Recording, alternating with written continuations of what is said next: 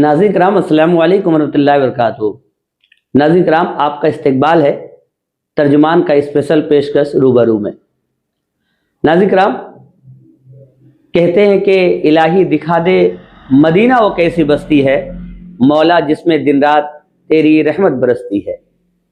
वाकई हर एक मुसलमान चाहता है कि एक बार अपने माथे की आंखों से उस पाक सरजमीन को देख ले और काबा शरीफ और गुंबद खजरा की ज़ियारत कर ले अपने माथे की आंखों से। ये हर एक मोमिन की ख्वाहिश होती है, लेकिन एक बार नहीं, सैकड़ों बार जिन्होंने अपने माथे की आंखों से उस सरजमीन को देखा, उसकी गलियों पे घूमा, प्यारे आका के रोज़े का दीदार किया, काबतुल्लाह की तवाफ की, ऐसे शख्सियत को आज हम पाकर बहुत खुशी महसूस करते हैं।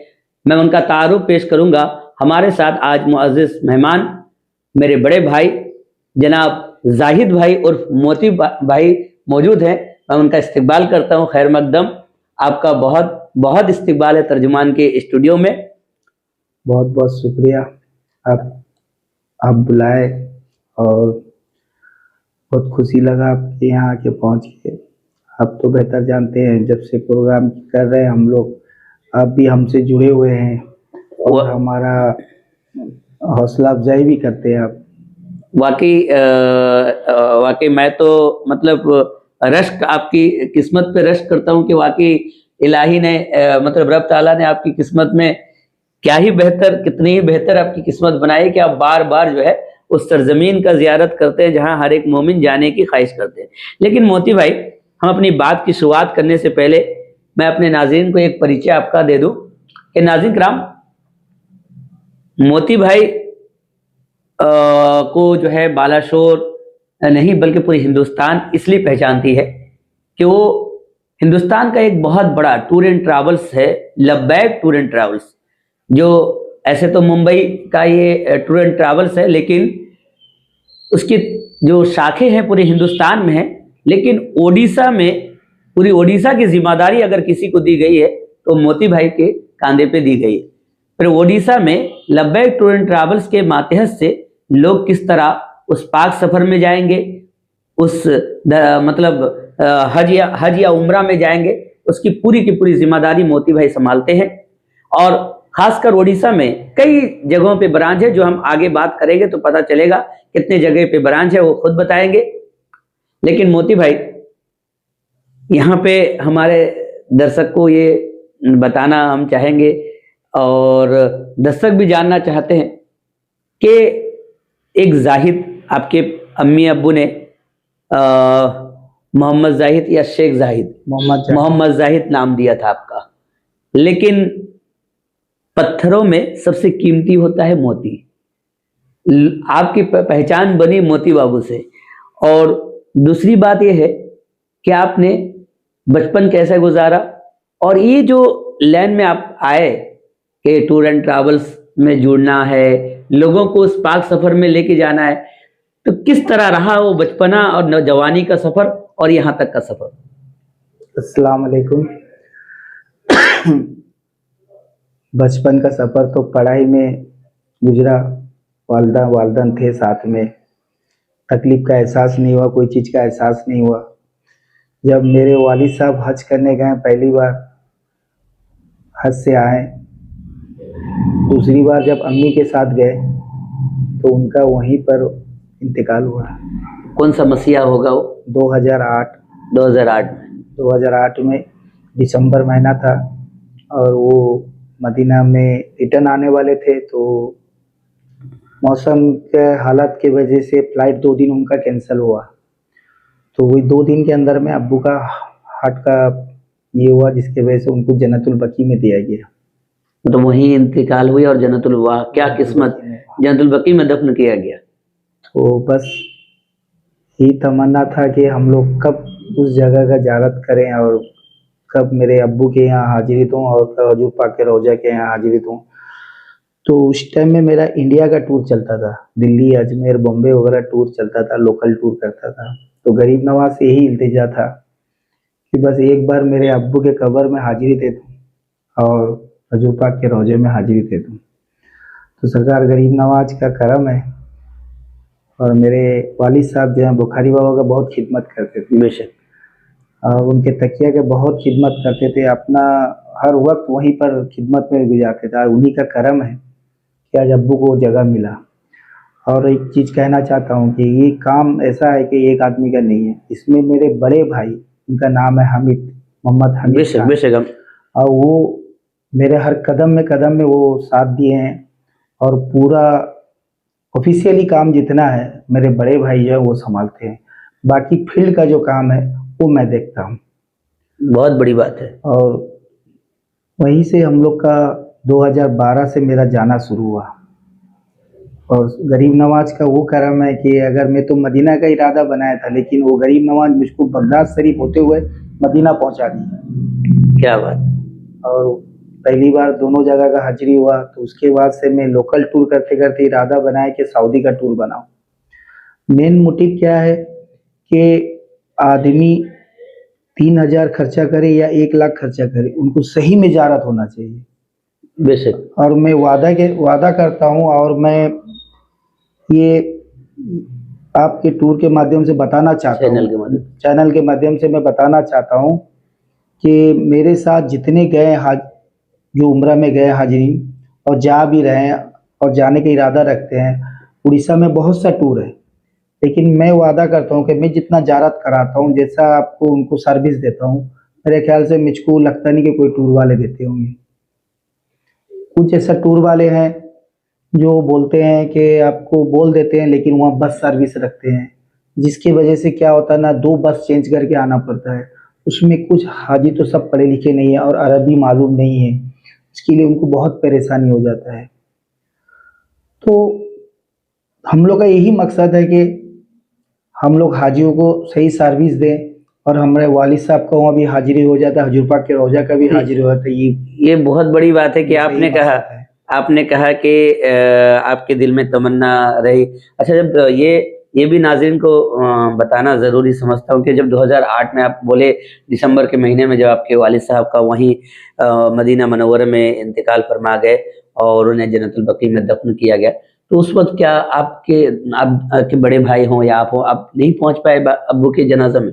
नहीं, उस टाइम में ये सिचुएशन था कि रात का 1:40 में मेरे पास फ़ोन आया सऊदी से, और वो जो साथ में अम्मी भी थे और मेरा फूफू का लड़का भी थे, मरहूम सखावत हाजी साहब, जो अभी इंतकाल कर जी गए। जी, शकावत है इस। तो वो साथ में थे, तो वो उनके छोटे भाई को फ़ोन किए, दिलावर को। दिलावर भाई जो है वो मुझको फ़ोन किए। तो वो जब फ़ोन किए तो ऐसा ऐसा हुआ, तो मैं फिर जाके मेरे बड़े भैया को उठाया, बोला कि भैया ऐसा ऐसा हुआ। तो उस टाइम में घर का अगर मुरब्बी अगर यदि ऐसा हो जाएगा तो हम लोग का सुन के हम लोग सब बौखला गए, क्या कर सकते हैं, तुरंत तो जा नहीं सकते। फिर हम लोग फ़ोन में कांटेक्ट में रहे।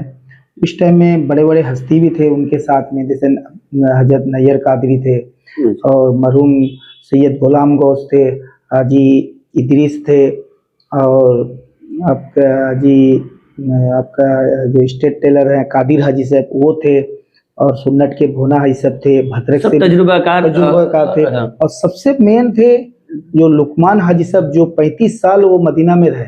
जी जी, लुकमान हाजी साहब वो उस टाइम में वो भी वहाँ आके पहुँचे, कैसा क्या होगा नहीं होगा हर अरकान को लेके वहाँ सब मैनेजमेंट वो किए। बाकी सुबह का नमाज भी वहाँ हुआ, उस टाइम में जनाजा हुआ, तो हम लोग को बस फ़ोन से ही हम लोग लाइव दिखा दिया गया, बस हमको दिखाया गया। अब बाकी हम लोग जैसा जैसा हम लोग का फातिहा दरूद जैसा हिसाब से होता है, तो उस हिसाब से हम लोग यहाँ पर किए। लेकिन एक तमन्ना रह गया कि अब्बू वहाँ रह गए, हम लोग यहाँ रह गए। कब नसीब होगा, कब वो नज़ारा देखेंगे, उनके कब्र के पास जाके फातिहा पढ़ सके, कब हजूर पाक का रोज़ा का हाजिरी हो जाए। हमेशा 2 साल तक तड़प रहा वो। जब पहली बार जब हाजिरी हुई होगी और वो मंजर आप क्या वालिद साहब के कब्र के पास आप खड़े हो, फातिहा पढ़ने के लिए गए होंगे, क्या बस नियत बांधा हूँ और कुछ बोल नहीं पा रहा हूँ, बस मेरा आंख से आंसू चल रहा है, बस मेरा आंख से आंसू चल रहा है कि मैं वाकई वो खुशी की आंसू होगी मेरे ख्याल से। खुशी तो खुशी है, उसके बाद अल्लाह का लाख लाख शुक्र अदा करता हूँ कि मैं इस जगह में आके मेरे वालिद साहब के कब्र के पास खड़ा होकर मैं फातिहा के लिए खड़ा हूँ। ये सबसे बड़ा बात है मेरी।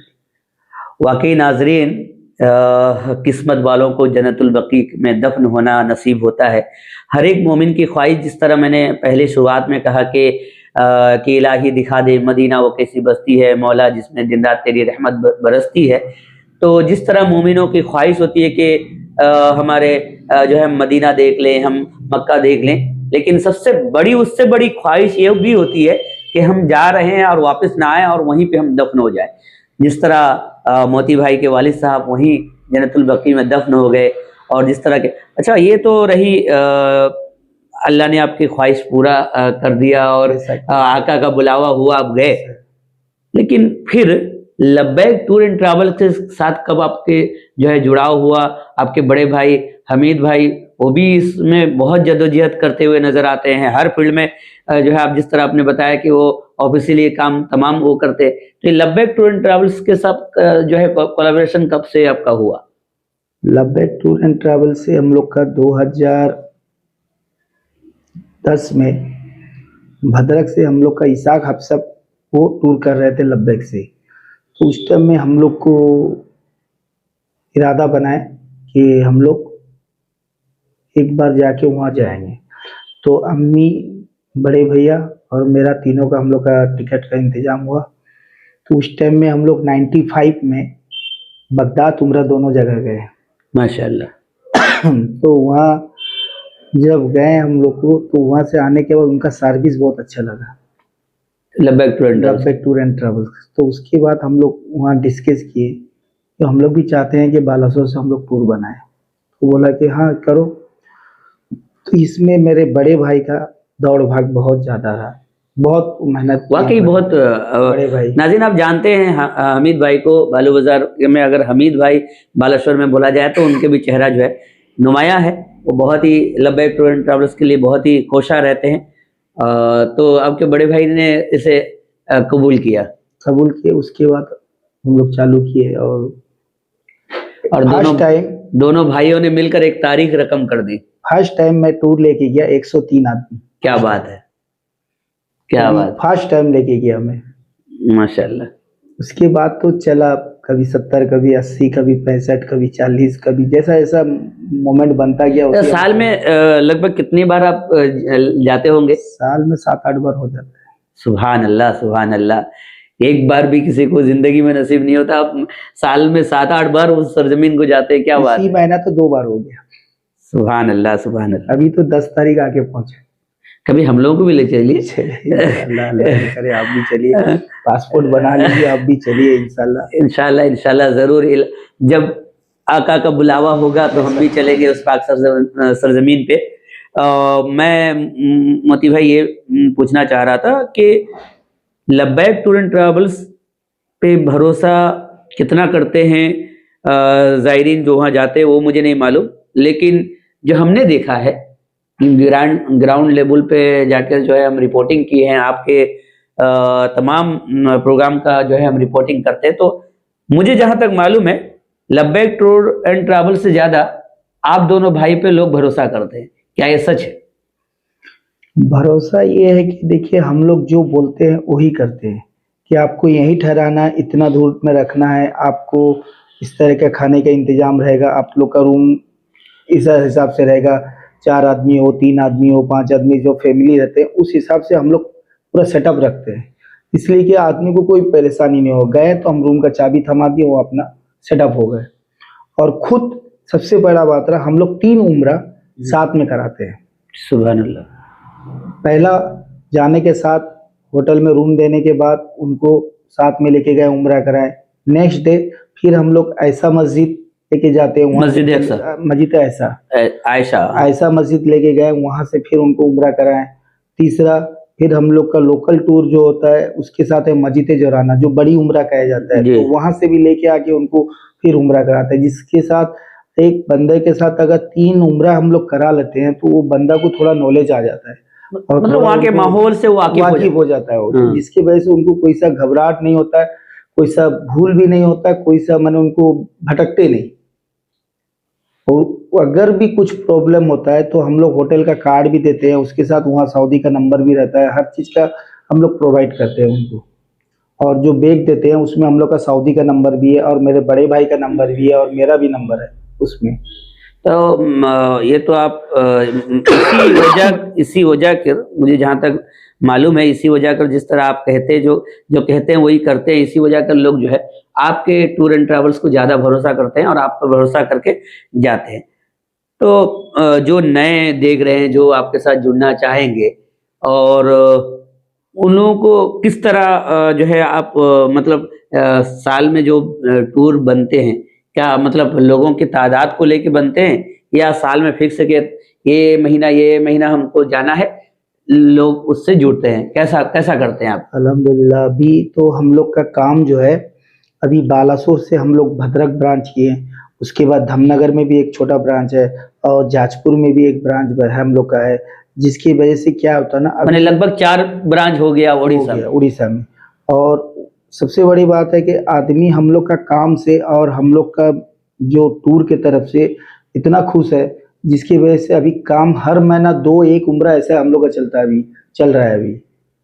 तो पब्लिक चाहते हैं हम लोग का सर्विस से उनको खुश है, तो वो चाहते हैं हम लोग के साथ ज़ियारत करने जाना चाहते हैं, उम्रा करने जाना चाहते हैं, खास करके उम्रा के साथ बगदाद शरीफ भी जाना चाहते हैं, तो हम लोग प्रोग्राम बनाते रहते हैं। मतलब लोग आते रहते हैं आपके पास, उन लोगों को लेके सेटिंग करके आप एक ट्रिप बनाते हैं कि चलिए 40 लोगों का काफिला हो गया, चलते हैं, बस ऐसा ना?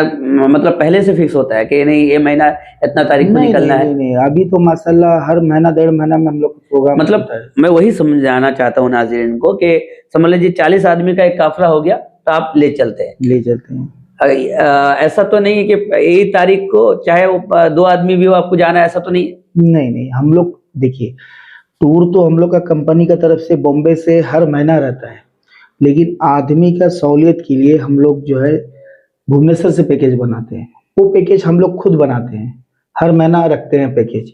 तो अभी आपको जाना है, आपको लगा कि मैं इस महीना में फाका हूँ, मेरे लिए सहूलियत है, तो आप निकले, आपका फैमिली निकले, आपके दोस्त निकले, आपका आप अपना तरफ से जितना कर पाए, जितना साथियों को ले पाए। तो अभी कुछ हम लोग का भद्रक से हो गए, कुछ बालासोर से हो गए, धामनगर से हो गए, कटक से हो गए, भुवनेश्वर से हो गए, और आपका यहाँ तक अप टू मेरा जलेसर काठी तक काम होता है।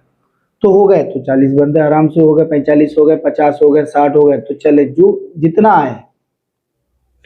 तो ये तो माशाल्लाह बहुत अच्छी बात है कि लोग आते जाते हैं और आप कारवां बनाते हैं और काफिला बनाकर लेके जाते हैं और उस पाक सरजमीन के लिए लेके जाते हैं। और सबसे बड़ी बात ये होती है कि आप भी उनके साथ जाते हैं और बाकायदा गाइड बनकर जो है उनको, जिस तरह आप बता रहे थे कि उनको जो है रहनुमाई करते हैं। तो क्या रहता है कि आपका जो कैटेगरीज है वो अगर हमारे नाज़रीन को बताएंगे कि किस तरह उसका तरीका है, मतलब कितना कितना माने आपका जो फेयर है, प्लेन के खर्चे तमाम, मतलब टूर पैकेजेस की अगर बात करें जाए तो कितना से स्टार्ट हो और कितना तक जो है आप लिमिट लेके जाते हैं? पैकेज जो है हम लोग का, अगर आप बॉम्बे से अगर जाते हैं तो आपको 82-85 से पैकेज बन जाता है। तो हम लोग वो पैकेज में इंक्लूडिंग भुवनेश्वर से फ्लाइट अगर ऐड कर देते हैं तो और 13-14 हज़ार रुपये उसमें ऐड हो जाता है, तो आपका 98 भी हो जाता है। कभी अभी जो शब बारात हम लोग मदीना में किए तो उसका पैकेज था 1,02,000, इसलिए कि वहाँ का रूम का रेट भी बढ़ जाता है, पब्लिक का तादाद बढ़ने से थोड़ा रूम का रेट भी बढ़ जाता है, जिसकी वजह से थोड़ा रेट ज़्यादा हो जाता है।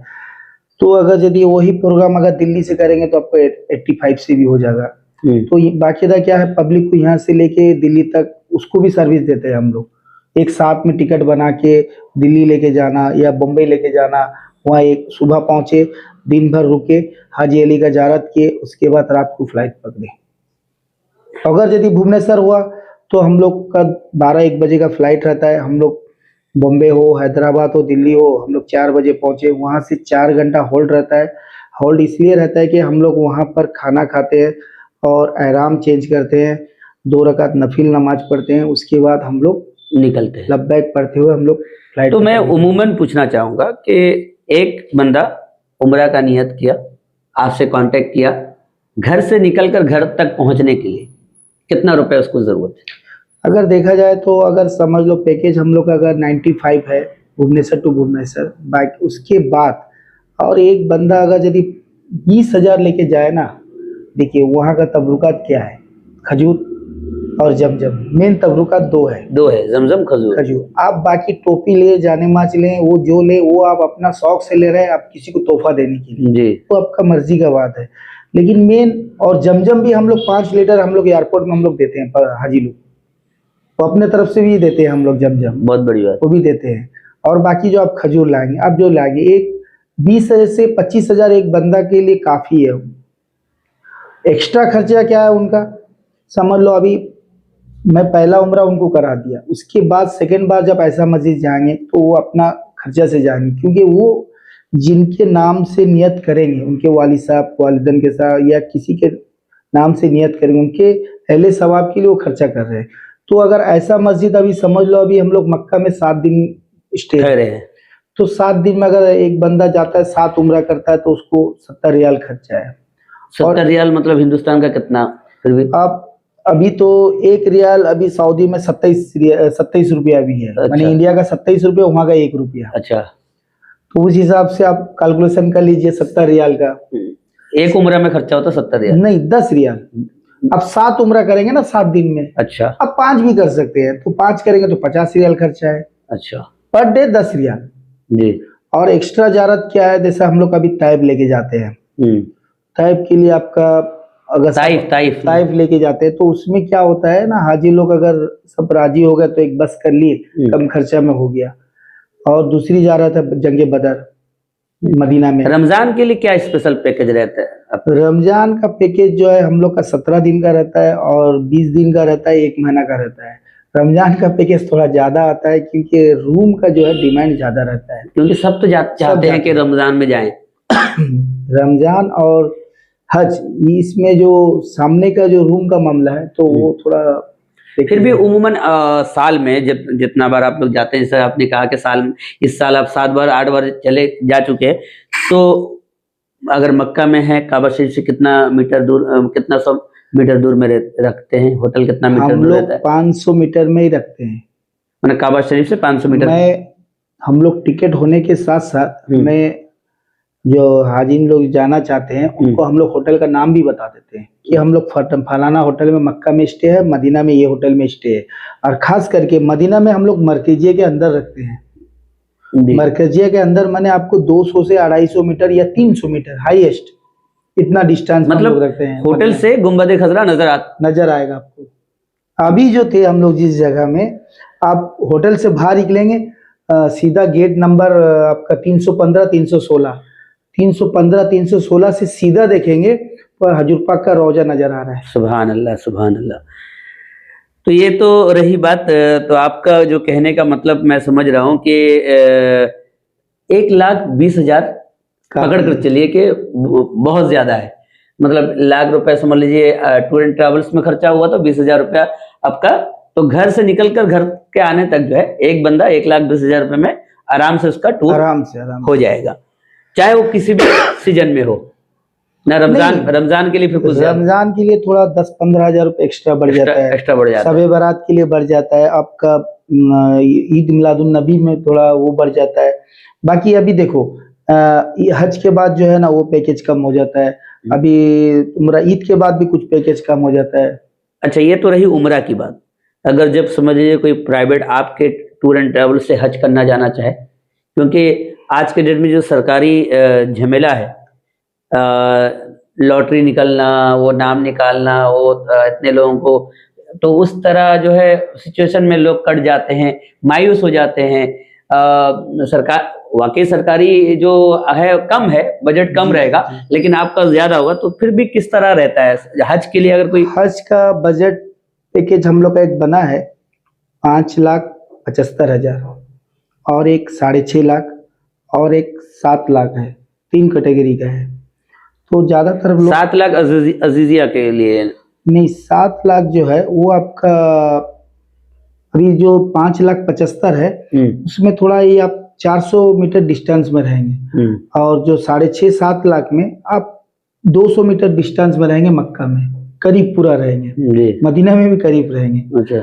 और सबसे बड़ी बात है कि हज के टाइम में पूरा टीम लब्बैक का साथ रहता है और गाइड भी करते हैं, और आपका अरकान ताकि कुछ छूटे ही ना। कुछ ना छूटे। और उनका खेमा भी प्राइवेट वाले लोग का क्या है ना, खेमा भी अलग रहता है। वहाँ खेमा में आपका खाना पहुँचता है और आपका बाथरूम वगैरह जो है वो भी सेपरेट रहता है। गवर्नमेंट में इसमें क्या होता है ना, तो आप बाथरूम और वजू सबके लिए आपको मिनिमम 1.5 से 2 घंटा की 3 घंटा आपको हाथ में रखना होगा, क्योंकि पब्लिक का तादाद ज्यादा रहता है।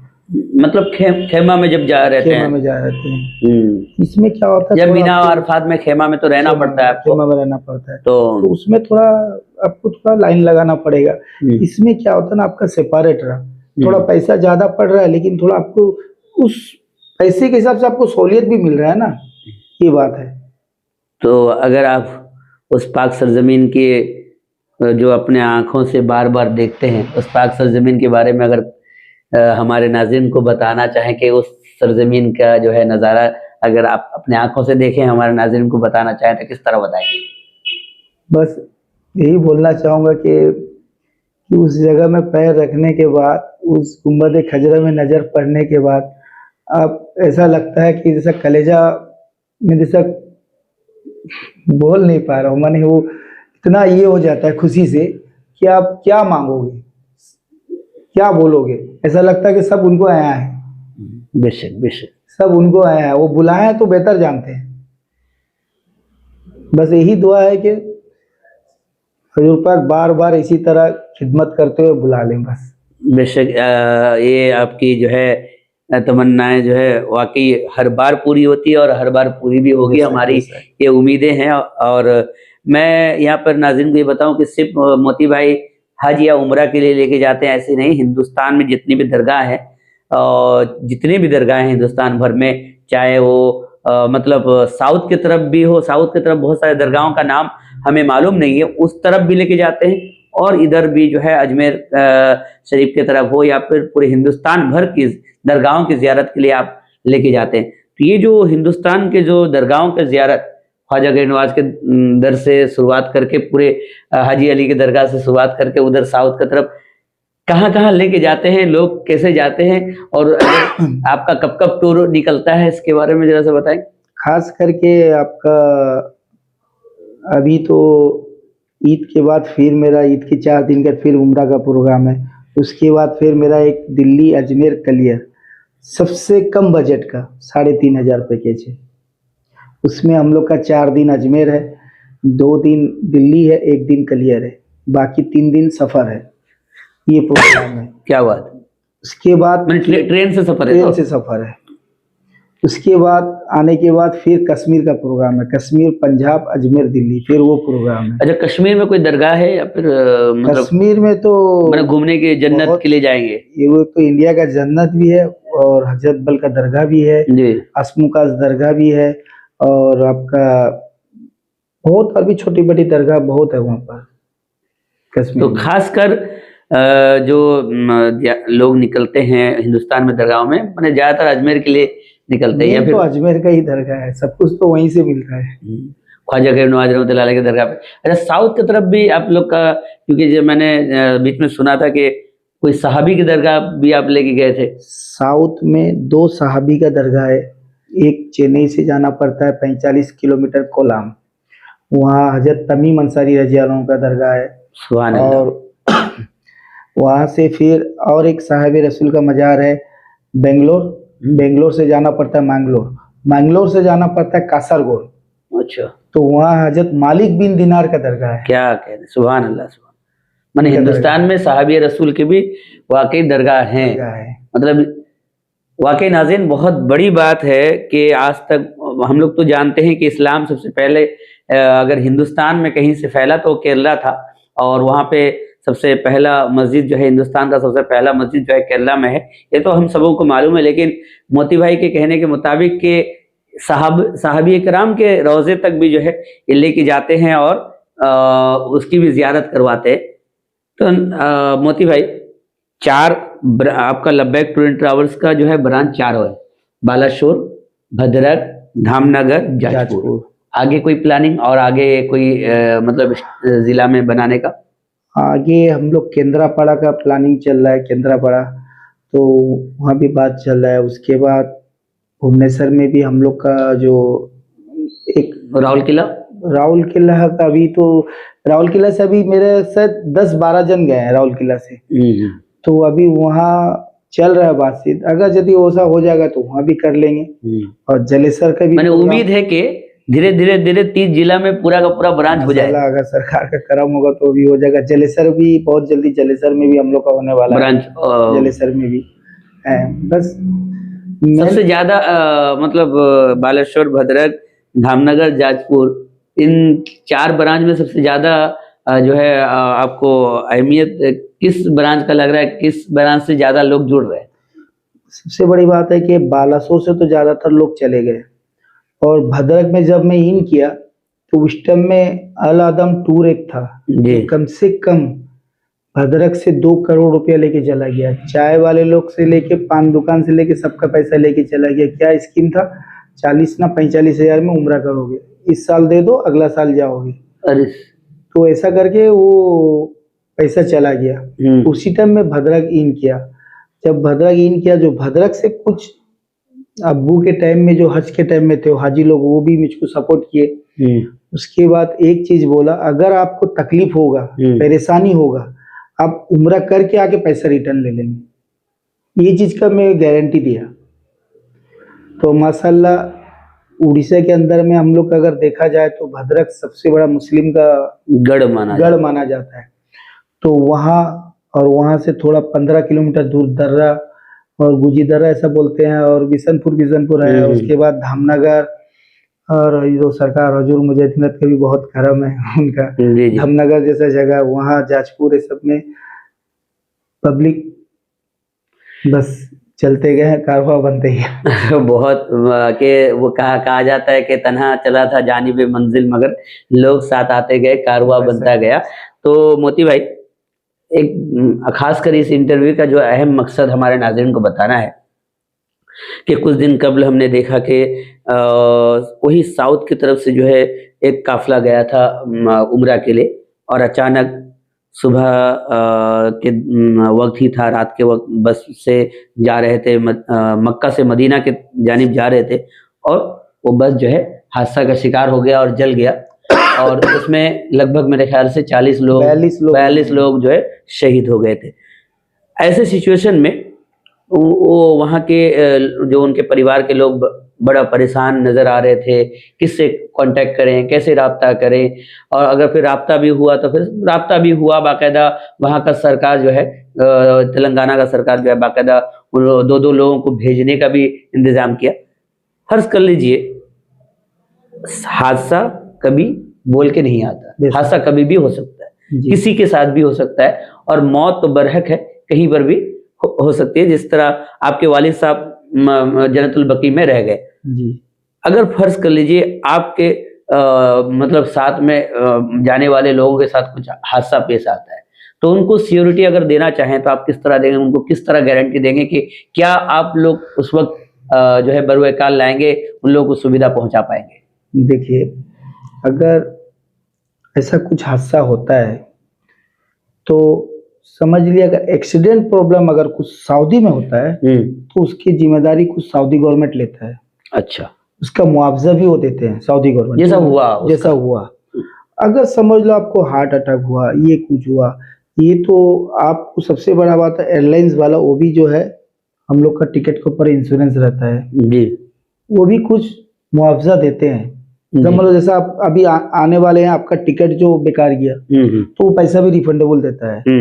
और कुछ जैसा अभी मैं बता रहा हूँ, जैसा हम लोग का टूर में 1 लाख का पैकेज रहता है, इसमें हम लोग इंश्योरेंस भी करते हैं, वीजा देते हैं, टिकट देते हैं, उसके साथ इंश्योरेंस देता है। हम लोग का देखिए 1 लाख का इंश्योरेंस भी रहता है, तो ये बेनिफिट भी आपको मिल सकता है जी। ये रहा, अगर हार्ट का या मतलब समझ लियो कोई हादसा का मौत ना है, मतलब नॉर्मली मौत हो जाए बीमारी की वजह से या हार्ट अटैक की वजह से या किसी भी तरह से मौत हो जाए, तो जो कंपनी है वो जो है तरफ से उनका जो इंश्योरेंस रहता है वो मिल जाएगा, लाख रुपया रहता है। अच्छा, वो मिल जाता है। और अगर यदि अपना कंपनी अपना तरफ से कुछ देना चाहे तो भी दे सकता है। दूसरा, अगर कुछ ऐसा एक्सीडेंटली अगर प्रॉब्लम हो गया तो सऊदी गवर्नमेंट तो आपको 10 लाख भी दे सकता है, 20 लाख भी दे सकता है। जैसा अभी आपका 4-5 साल पहले एक क्रेन गिर गया, वो हादसा हुआ। जी, तो जी। उसमें क्या ना 2 करोड़ रुपया में दिया सबको, पर हाजी को, पर हाजी को दिया। हज के टाइम में हज के टाइम में वो हुआ था हादसा हुआ था। वो हज तो के टाइम में 2 हुआ। करोड़ करके एक बन जो हाजी लोग को मिला था। तो इस हिसाब से अगर यदि देखिए, आदमी तो चाहते हैं कि वहां मट्टी मिल जाए तो किस्मत है। अब देखिए 42 लोग का जो हादसा हुआ, सबसे बड़ा बात है उनका पैसा अगर किसी को देते हैं तो क्या कर सकते हैं, लेकिन उनको जो जन्नतुल बकी मिला, ये सबसे बड़ा ये बात बहुत बड़ी बात है, है। ये सबसे बड़ा दौलत ये है। बहुत बड़ी बात है। ये तो है रुपए सबसे क्या बड़ा। होगा, रुपए क्या होगा, ये तो सिर्फ क्या है ना, ये लेकिन तो इतना है कि लब्बैक टूर एंड ट्रैवल्स इस वक्त हिंदुस्तान का एक भरोसामंद टूर एंड ट्रैवल्स है। बेशक ना, क्या कहेंगे आप? आप हम लोग से पहले से जुड़े हुए हैं, और मैं ये नहीं कहता कि मेरा टूर है मैं तारीफ करूं। मैं चाहता हूं कि आप फील्ड में घूम के मेरे जो हाजी जा रहे हैं उनसे आप राब्ता करें, इंशाल्लाह आपको मैंने किया है नाजरीन। सबों का जो है पॉजिटिवली जो है ये राय है कि अगर जाना है बालासोर से जाएं, भद्रक से जाएं या उड़ीसा के किसी भी शहर से जाएं तो लब्बैक टूर एंड ट्रैवल्स को चुनिए और मोती भाई हमीद भाई को चुनिए। ये हमने भी सर्वे किया है। और आखिर में अगर अपनी दिल की बात हमारे नाजरीन को क्या कहना चाहेंगे? मैं यही कहना चाहता हूँ हाजिन को, अगर सही टूर चुने, आपको कोई परेशानी ना हो। आप देखिए, हर इंसान का मकसद रहता है कि एक बार गुंबद खजरा का ज़ियारत हो जाए।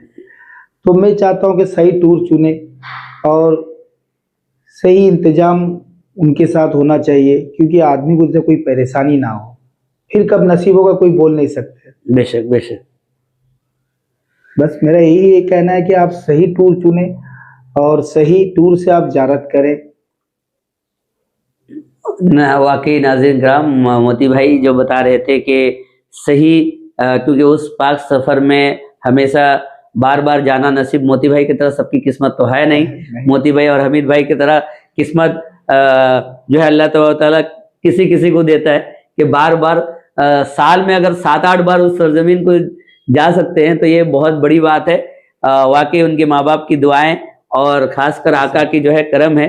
आका खुद बुलाते हैं, वो जाते हैं। और यहाँ तक हमारा ईमान है, आका जब तक ना बुलाए तो किसी के मजाल नहीं कि उस सरजमीन को जाए।